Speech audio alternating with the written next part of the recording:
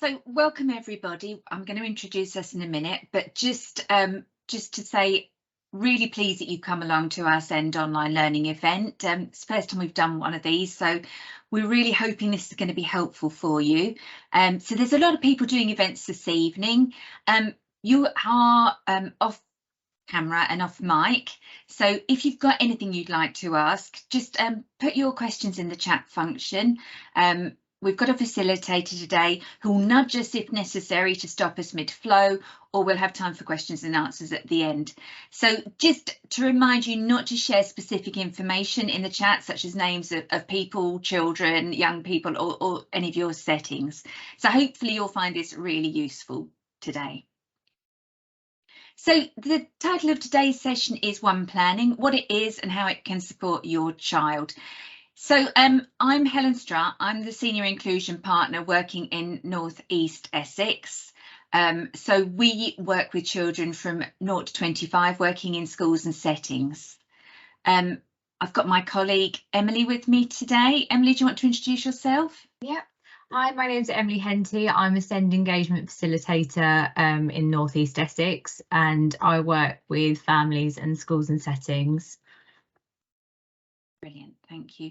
So our service works 0 to 25. So today's presentation is reflecting that. So when we're talking about children and young people, we are talking about the range of children from 0 to 25. Lots of references in today's slides about children in school. And so even though I'm going to quote from the Code of Practice, it is slightly different parts of the Code of Practice if your child is not school age, but the principles apply in exactly the same way. So just to be really clear, One Planning is for children without an EHCP and for those with one. So we're going to talk about both of those things today. So just a brief agenda of what we're going to go through with you. We're going to look at definitions, the language that we're using when we're talking about One Plans and One Planning. We're going to have a think about who should have a One Plan, then about the graduated approach and Essex guidance, and then how parents and carers and other people can take part in a One Plan meeting. We're going to have a bit of a look at a One Plan document. They vary enormously, but we're going to have a bit of a think about what they might look like and why they might look like that. Then we're going to do a bit of myth busting and have some time at the end for questions and answers if they haven't been answered previously. So to start with, thinking about some of the language that we use when we're talking about One Planning and a One Plan. One Planning is an Essex term. So it's very much about the way we do things in Essex. So we use One Planning to describe our person-centred graduated approach. So that is the assess, plan, do, review cycle. So it's a continuous process. Some counties, as it says in the slide, use the term SEND support plan. It's basically the same thing. It's just we've always used the terminology One Plan or One Planning in Essex. So One Plan, and the reason we use the idea of one is that it brings all the important people involved in a child or young person's life together in one place. It brings the information together in one place so that everyone can collaborate together to support the child or young person. So a One Plan itself is the paperwork. It's the single working written record of the One Planning, and it informs the practitioners on how to support a child or young person on a day-to-day basis. So the length and detail of One Plan and the amount of people involved in its construction will vary depending on the complexity and level of need of the child or young person. And it's really worth noting that a One Plan is a non-statutory document. So it's about collaborating together to establish what needs to go into the One Plan, thinking about how detailed it needs to be, how long it needs to be, but bearing in mind that it's not statutory, so we can't insist on people doing it in the same way that we can insist on the contents of an EHCP being delivered. So thinking about who should have a One Plan. So I'm going to quote a little bit here, well, a lot from the Code of Practice. So it's about our awareness that a pupil has special educational needs or disabilities where their learning difficulty or disability calls for special educational provision, namely provision different from or additional to that normally available to pupils of the same age. And that's the really key language there. It's provision that is different from or additional to. So it's thinking about what is it that we need to provide, we must provide for that young person to support them to make progress. So our schools and setting staff should identify the students with special educational needs and disabilities who are not making expected progress through the regular assessments. So not just suddenly jumping on it, but just really starting to build their awareness of those children or young people that might be presenting with SEND. So high quality teaching, differentiated for individual pupils, should be the first response to those special educational needs, and a lot of provision to meet needs should be ordinarily available to all students. So a lot of students presenting with SEND or who we think might have SEND should first be sort of supported through good teaching in their classrooms. In settings, it's about high quality support and provision instead of high quality teaching. So what's available to that child? How are the staff facilitating learning every day? How are they facilitating play? Now, we would expect that there should be a very early discussion with the pupil and their parent, and we say a pupil and their parent because the children's voice is so important, or carers, to develop the understanding of strengths and difficulties and to share concerns and desired outcomes. So again, an early discussion, so not just bowling in, say your child has SEND, we're going to do this. It's about, have we thought about this? Have you noticed, do you share the same concerns that I have? Have you noticed the same things going on for your child at home? So if it's decided that a child or a young person has SEND, the parents and carers must be formally informed that special educational provision is being made. And that's a really important one. So you should be told. You shouldn't find out that your child has SEND or has a one plan. You should be involved in discussing that and thinking about that with the school's representative or the settings representative. So the child or young person should then be added to the school or setting special needs register, and a one plan should start once that's been decided as being appropriate.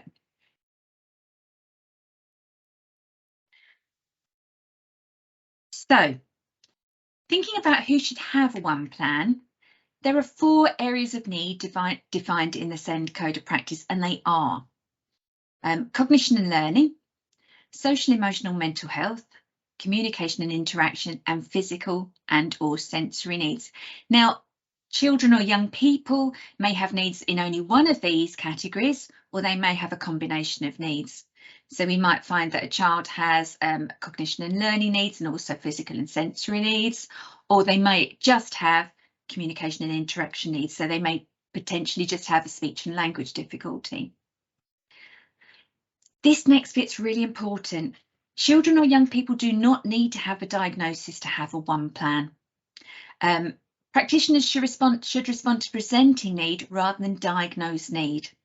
So if I'm looking at a child who needs provision that is different to or additional to what's being offered to the other children, I should consider that child as possibly having a special educational need. Conversely, not all children and young people with a diagnosis will need a one plan. And many of those children with diagnosis can have their needs met within the ordinarily available provision.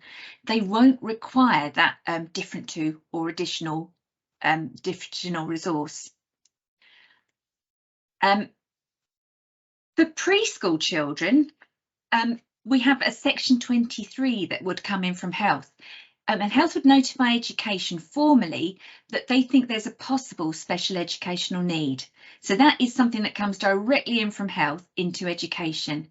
When we get that for a very young child, we check in with the setting and the parent, and we share the funding mechanisms for them. So one plan is used as the key document for us to provide funding for a child in a preschool because they're funded completely differently. So I'm not going to go into the details of that today, but just that awareness that actually that's how we sometimes become aware of special need for a very young child.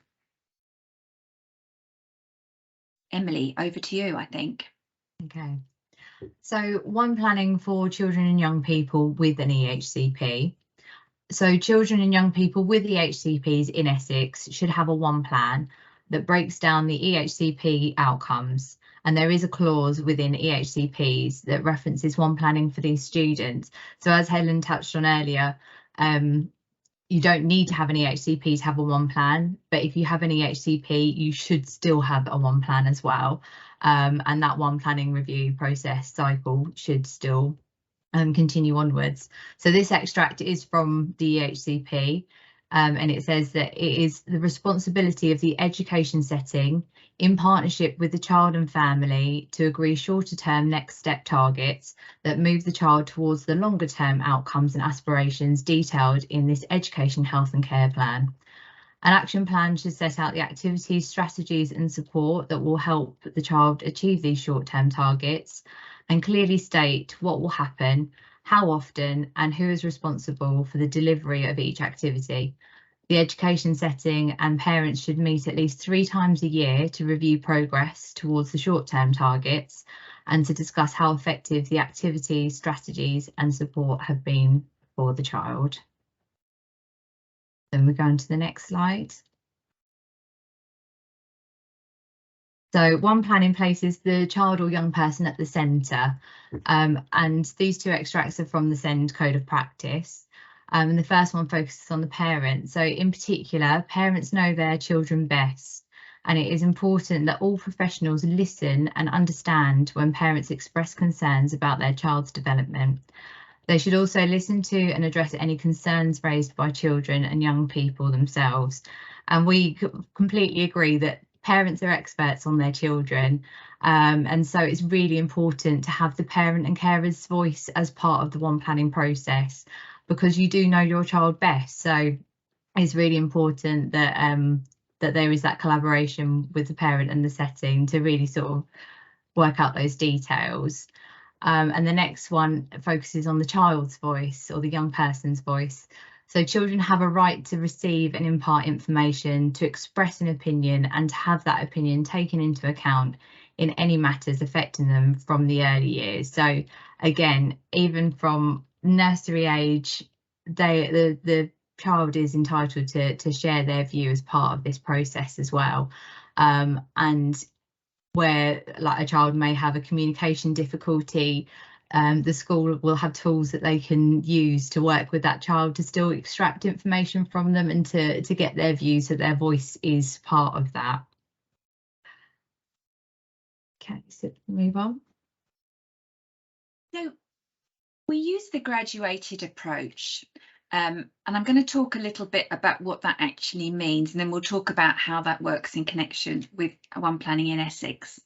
So again, a quote from the Code of Practice: where a pupil is identified as having special educational needs, schools should take action to remove barriers to learning and put effective special educational provision in place. So this special SEN support should take the form of a 4-part cycle through which earlier decisions and actions are revisited, refined and revised with a growing understanding of the pupil's needs and what supports the pupil in making good progress and securing good outcomes. This is known as the graduated approach. So as you can see in the graphic on the bottom left-hand corner, this is the assess, plan, do, review cycle, and it's really, really important that that is followed, but it's not something that happens once. As you can see in the quote above, it's about how we keep revisiting this cycle, how we keep refining it and working around it. So how we keep assessing, how we continue to plan, how we continue to do, i.e. deliver provision to that child, and then how we review what's going on, returning to the assessment again as we need to. So where a pupil is receiving SEND support, schools should talk to parents regularly to set clear outcomes and review progress towards them, discuss the activities and support that will help them achieve and identify the responsibilities of the parent, the pupil and the school. Schools should meet parents at least 3 times a year, and we're going to talk about that a little bit later on, about what that might look like. But it's really important, that wording, schools should meet parents at least 3 times each year. So it's not about assess, planning, doing, reviewing and passing documents between yourselves. It's about actually meeting and talking together. So it should be a really rich, continuous process, which really supports that. I like that word, refining the needs, refining, revising, and understanding that child with growing your understanding of the pupil need. So we believe that parents could be involved in all four parts of that circle because they're essential partners with the school or setting. So thinking about what each of those areas are, so assessment is about gathering information from the different sources. What do we know about that child? What have we found out?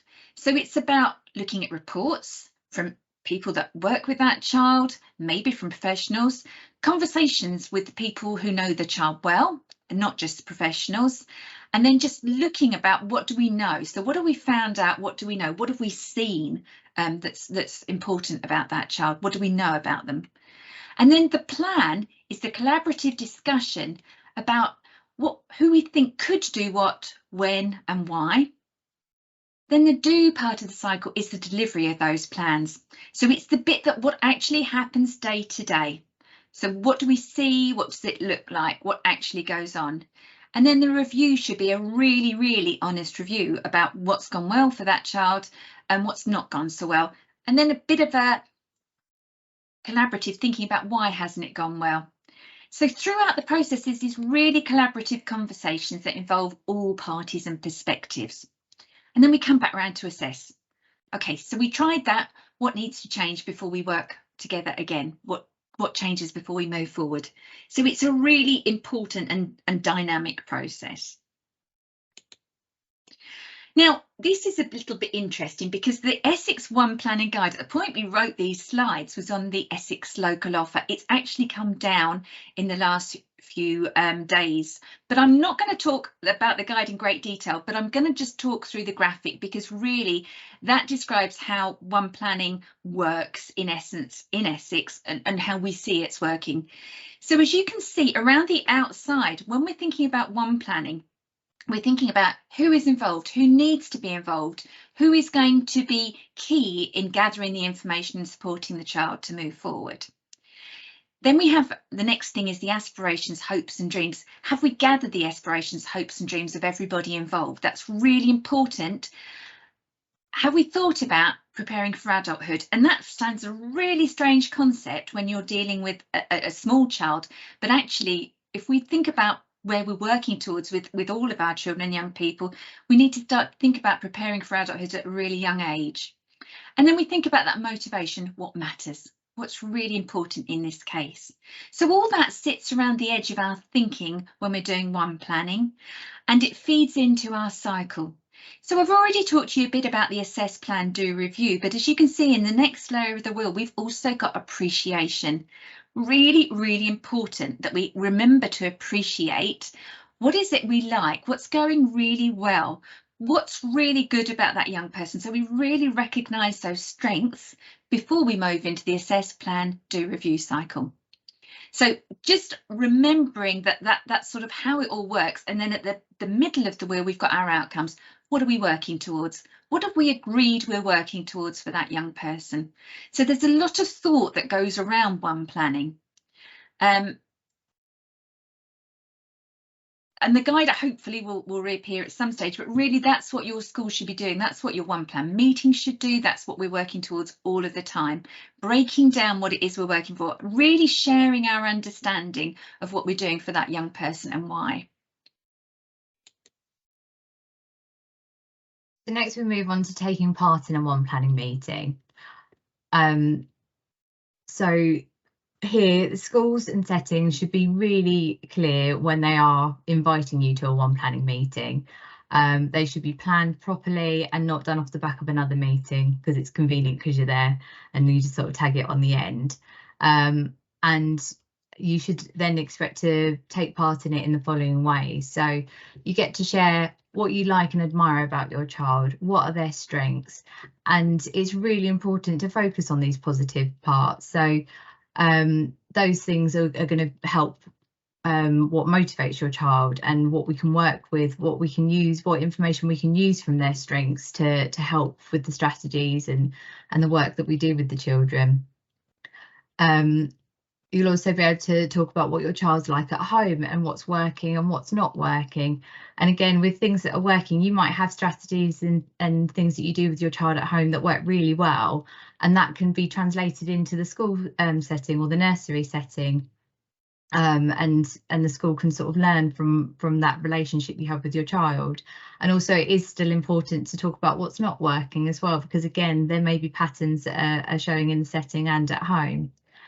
You have the opportunity to share what your aspirations are for your child and what your immediate priorities are. So again, we're looking at sort of what are those long-term outcomes that we're working towards, and what do we need to work on in the short term. You have the opportunity to support the school to invite the right people to the meeting, and then if they can't attend, to help gather that information so that can be shared with the school. You have the opportunity to work with school staff to decide on shared priorities that they can work on in school. So again, it's that collaborative approach.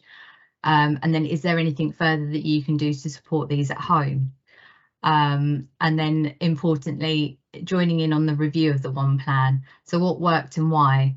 What didn't work and why not? And it's really sort of unpicking that, because it is about trial and error. It's not going to be right straight away, but there's a lot to learn from what doesn't work as well as from what does work. And it's also important to support your child to attend the meeting, and even if that is just for a short while. And there's lots of ways that can happen. So sometimes they might join at the beginning and say hello. They might share something with the group that are there. It might be a piece of work that they're really proud of, or a drawing that they've done, and they might want to sort of share their views. It might be that they sort of sit there in the background and might sort of chip in at different times. So it's just giving them that opportunity to be a part of it. Sometimes they join at the end of the meeting, again, just to sort of share any views. But I think where possible, if the child can be there or the young person can be there for some portion of the one planning meeting, it is about them, and it's great for them to be a part of that process.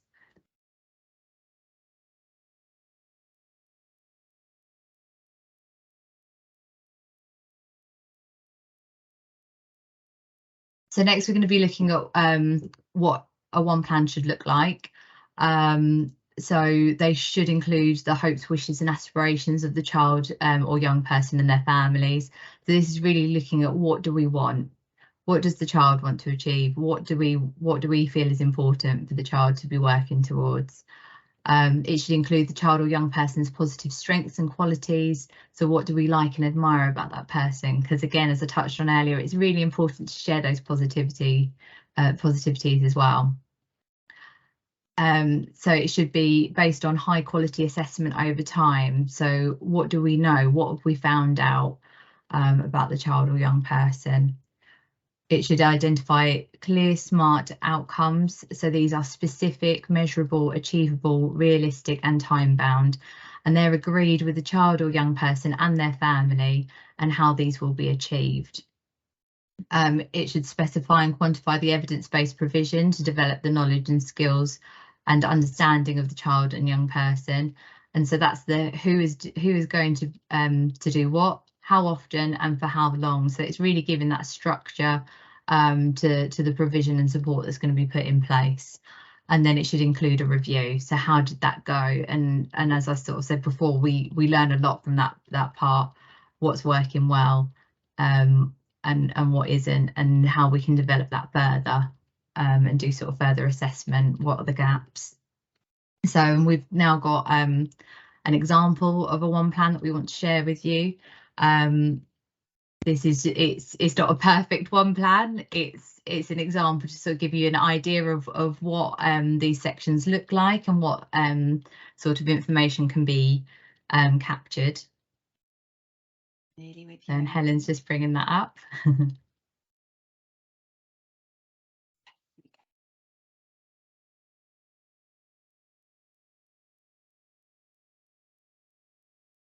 Okay, so we're just going to sort of talk through this a little bit. It's not a perfect one plan. This is an idea of what a one plan might look like. Now, just to make you aware, and we've had recent conversations in the last few days, I spoke to a few colleagues at post-16 institutions and talked about what their one plans look like.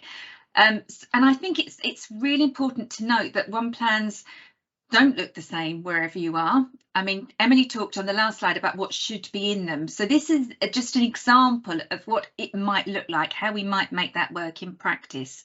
So just wanted to sort of talk to you about this one. Now we've sort of gone in the middle, thought about a year 4 child here. This is not a real child, so don't worry about the names. If we have got a child with a similar name, it's purely incidental. So first page of the one plan again, and with this idea that we bring all the information together in one place. So you'll notice that we've got certain sections on here. So we've got the child's details, the parent and carer details. Really important that we know about medical, so the involvement of health, and then about school attendance arrangements. So if there is some particular arrangement that's non-standard, that it's on there. Equally, if the child's been to a number of different schools or settings, or if you've got a young child, if they're attending more than one setting, you might have information on here.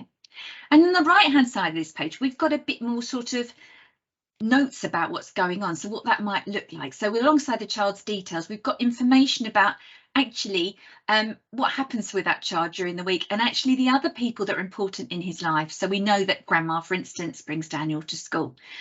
We've also got information about parental responsibility there, who's involved and why not. And we've got this information about partners, possibly parents, partners who may come to meetings, so that we know who's attending, why, who's involved, and then siblings or any other information that might be really relevant. This is quite important. So we've got this, in this child's case, they take a bit of medication, so that might have an implication for them during the day. So again, a bit of narrative over this side about what we might need to know in relation to that medication. And then at the bottom, any containment concerns, we've got just a few more details there. As I say, this doesn't have to be like this, but this is just an idea of the sort of information that may be on a one plan. Then here we've got an example of a one-page profile. And again, the information comes from the one planning meeting, but this is really a snapshot of the child, and it's sort of key information. And I think in some of our secondary schools, they might refer to this as a passport or like a pupil passport. So they use slightly different terminology, but it is a one-page profile, and ideally it should be one page as well, so that there isn't too much information on there. But as you can see, we've got what's important to me, so that's those things that are really important to that child. And again, they can be used as motivators in class, and it's important to have that information about the child. It's got that appreciation part, so what people like and admire about me, and it's got those real sort of positive things on there, and then how best to support me, and again that gives further information. So if an adult is working with the child, they've got that summarised there, how best to support them, and given those sort of hints and tips. It's good if there's a new person working with a child, they're able to have a look at this one-page profile and pick up that information quite quickly and easily. So it's a really useful document to have, and that will be updated as necessary with the cycles of one planning. So the information might not change very often, but then obviously the child will get new interests and things like that. So it's good to keep that up to date with the one planning cycles. So the next part of the one plan is this one, is the child's voice, really. So what's the child's hopes and aspirations? And this part of the one plan, I think, could be really look very, very different depending on how old that young person is, how they're able to communicate. Now, when we're talking about aspirations for a young person or a child, they don't have to be grounded in fact.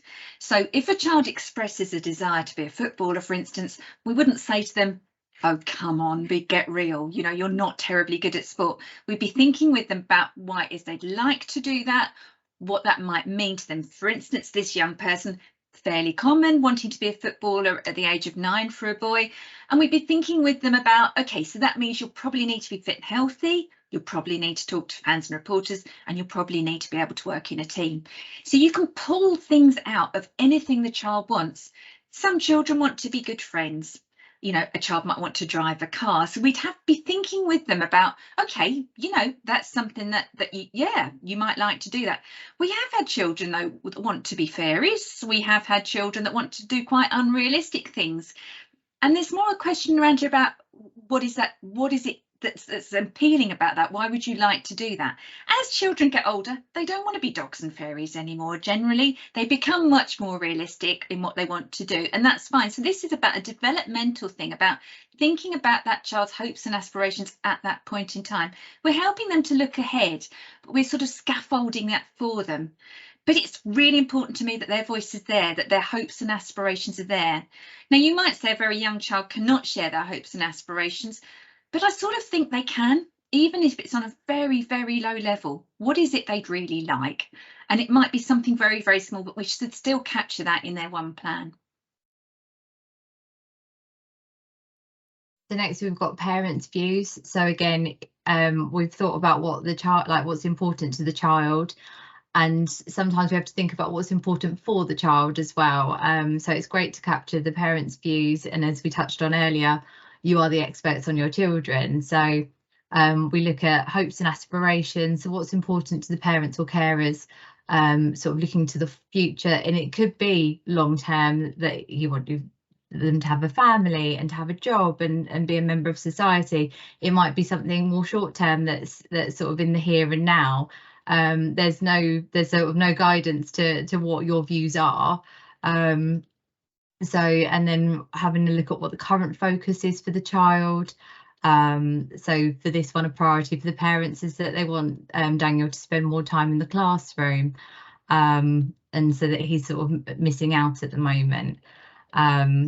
And then parents can share how they would like to be supported as well, and you can almost then have like an agreement of how's best to communicate between the setting and the parent, and sort of share any important information, and things like if parents do shift work, like so contacting in the morning is not a great time, and things like that.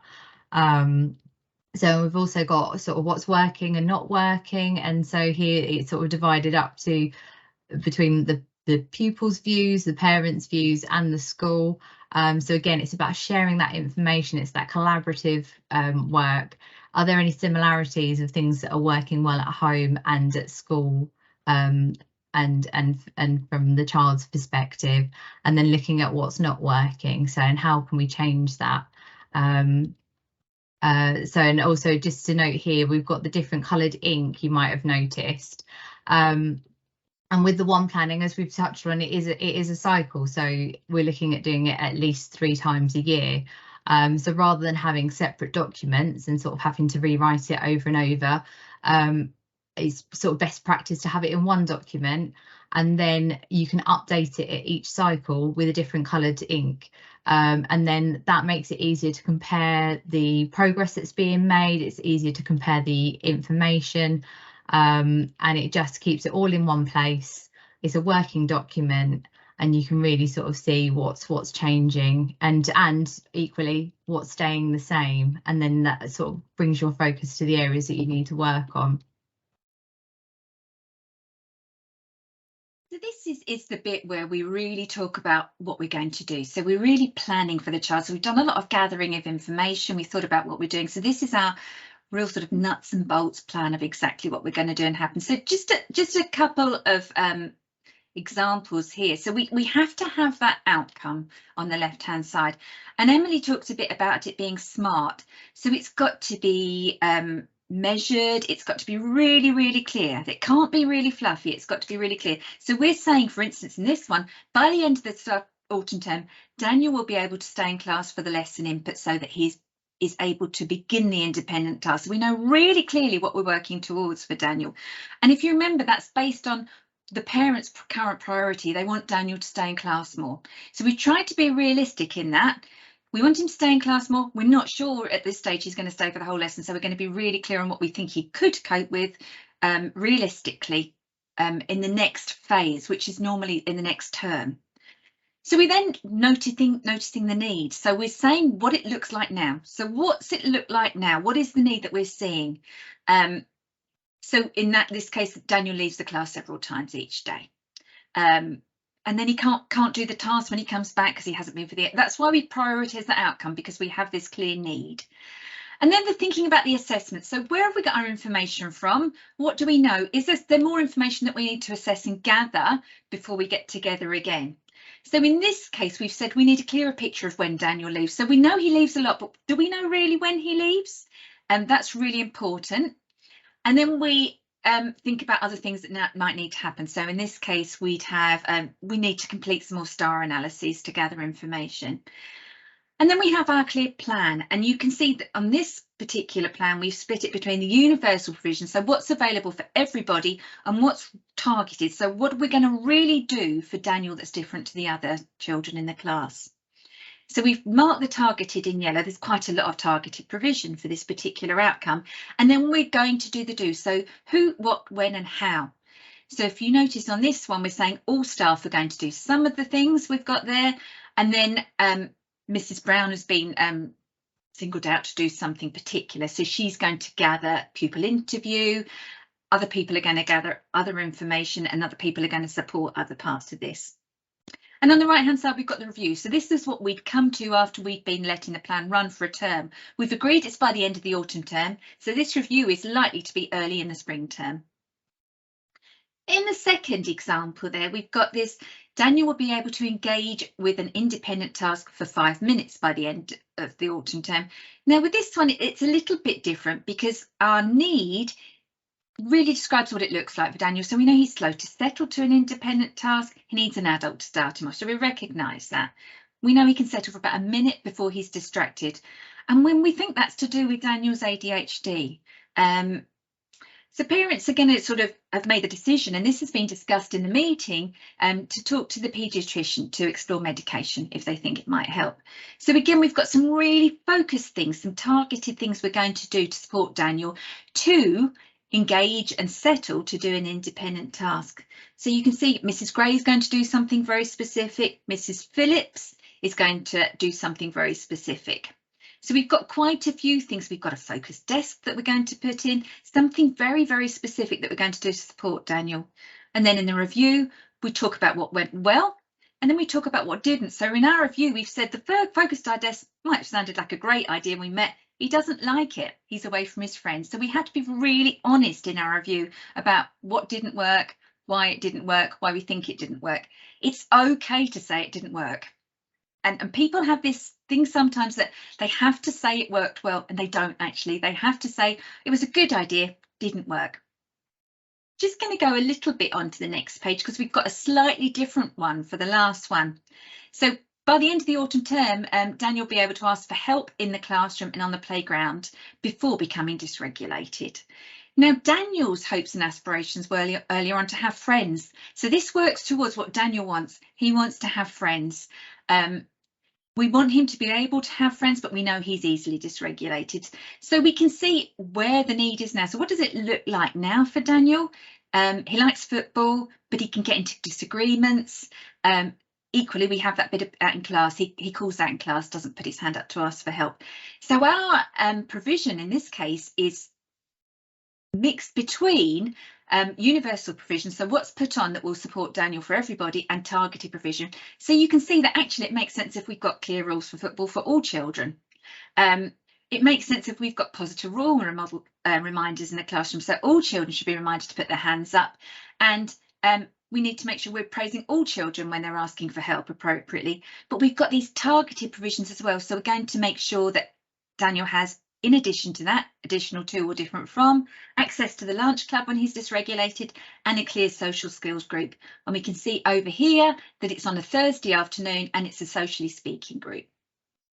So that's how it would basically work. That's our plan for our first term. We review it in the next term, and then, and I'm not going to show you the continuing pages, that continues and continues and continues. So below this one, we might have the following terms, what we're keeping the same, what we're moving on. And that's how the plan may continue for a child. So I'm going to stop sharing that and try and get back to the slideshow very smoothly. Bear with me.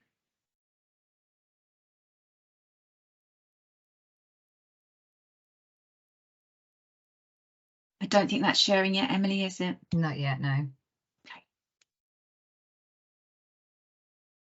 There we go. Okay.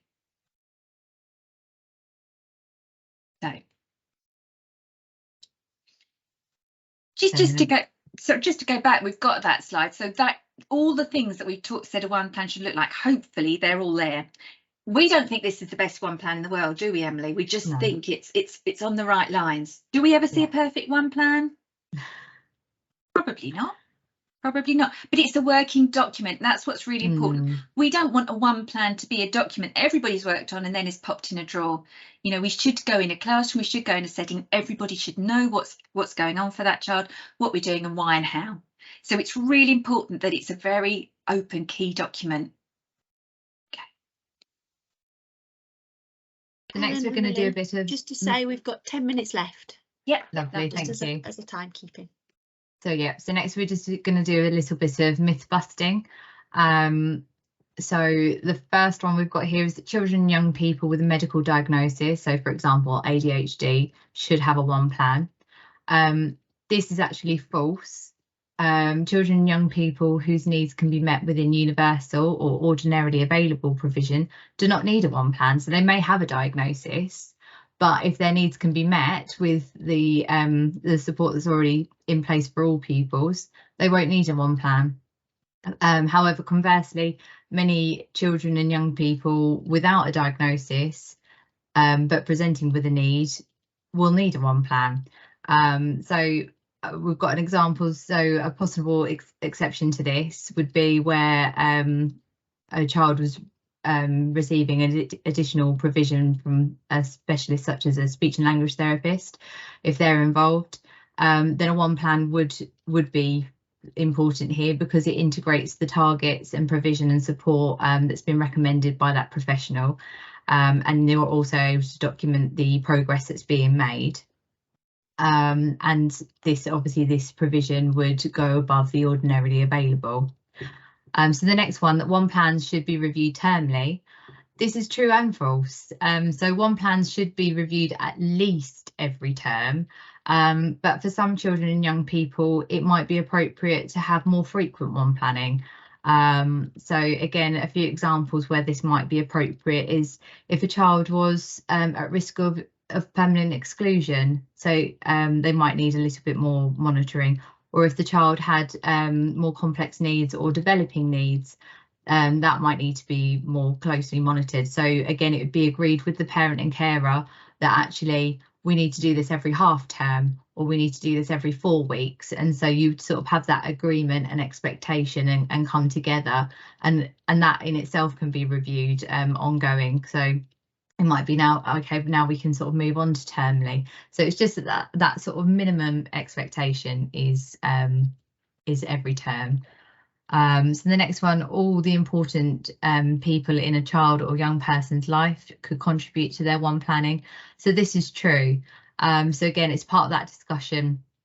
Who needs to be at the meeting, who's important to be there. So a one plan should be co-produced with the child or young person and their parents or carers, with the input from other important people in their life. So again, that might be Granny that was mentioned on the example one page, the example one planning that we showed you. They might be an important person that can bring sort of another layer of insight to the one planning. And it definitely should not be created by a school or setting and then just passed to the parent or carer as a document to inform them about it. It shouldn't just be given to the parent to sign off. They should be involved and collaborating in that process. So then we've got children with an EHCP should have an annual review and do not need a one plan. So we touched on this earlier. This is false. So the EHCP should inform and support one planning. Most schools meet with the parents to one plan for the first 2 terms, say, and then complete the annual review in the 3rd term when it's due. So the one planning sits alongside the EHCP. The one plan breaks down the outcomes in the EHCP and is a tool to monitor progress and document things there. So that it's really important that those 2 things work alongside each other. And the one planning brings the EHCP into that daily practice within the setting. And then the next one is that all one plans should be equal in length, and this is false. So some children or young people will have very short one plans because they might have a very specific need. So for example, if they had a productive speech difficulty, that would include the provision needed to support that, and there might only be 1 or 2 outcomes required. However, others might be longer and more complex, especially if the child or young person has numerous areas of SEND. So it isn't a case of one size fits all. It is an individualised, person-centred plan that should be individual to that child and their needs.